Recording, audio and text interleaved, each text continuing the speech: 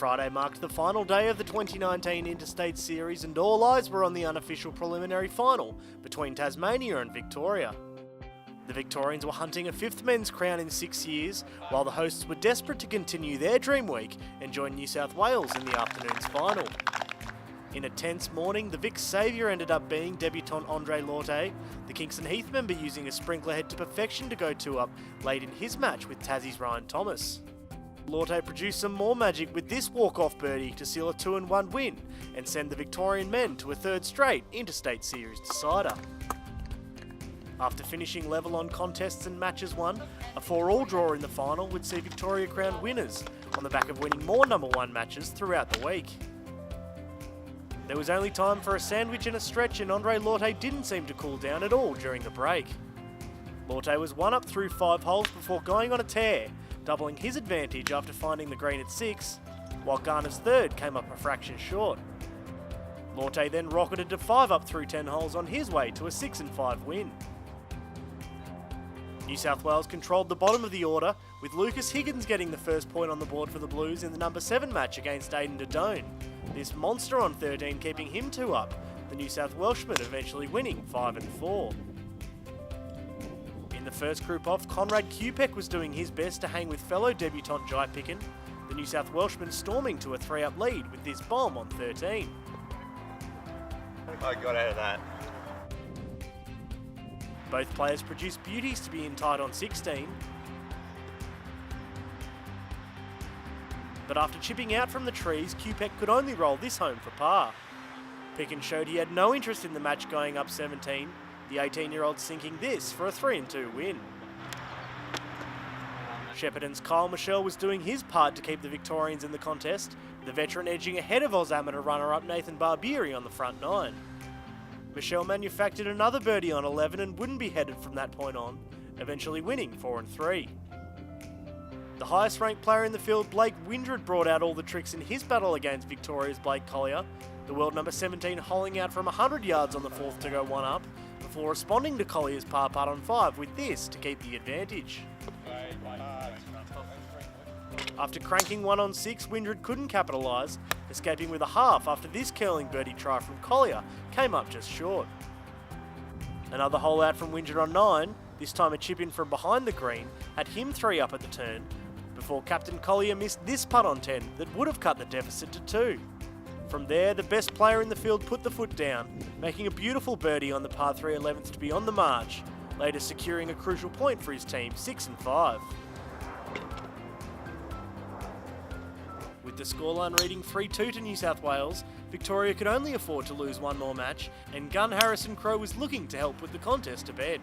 The 17-year-old had this on 6 to take a 2-hole advantage. His opponent Lucas Michelle slotting this for par and a half to keep in touch.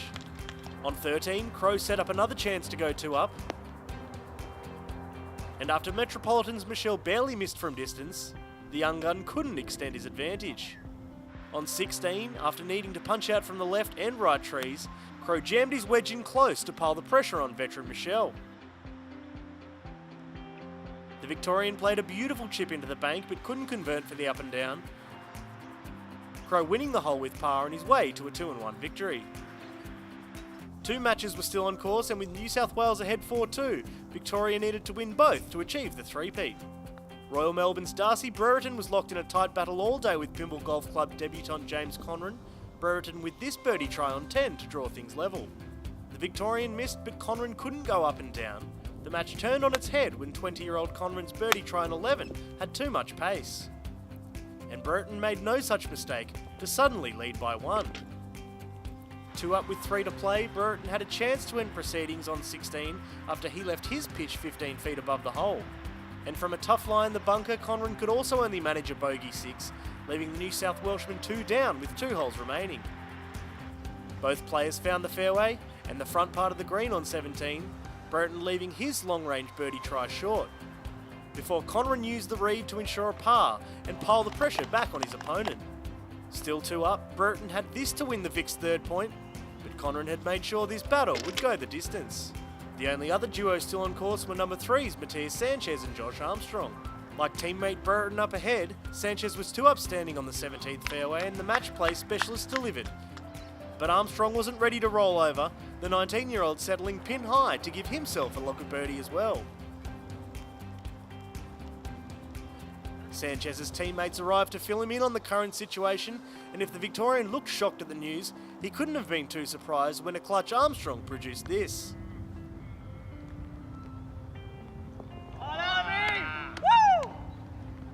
With that, Sanchez's putt was suddenly a must-make if he was to end the match there and secure the Vic's third point. So it all came down to Conran v Brereton on 18. Conran needed to win the hole, enough for a half point in the 2019 Interstate Series title. Brereton came up short of the par 3 18th green, but the Victorian coolly pitched to 6 feet behind the hole. Some brutally bad luck in the form of a plugged lie meant Conran would do well to get his ball on the green, Conran leaving himself a lengthy par putt to keep the Blues in it as the Victorians charged up 18 and Brereton watched on.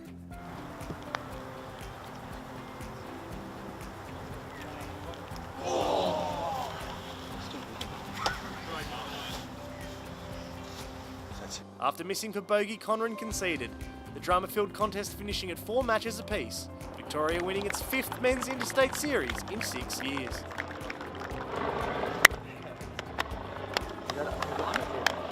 Yeah, Dusty boy!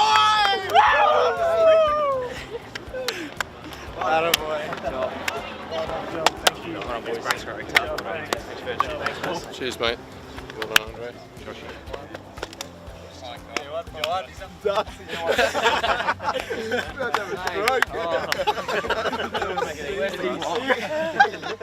I'm done.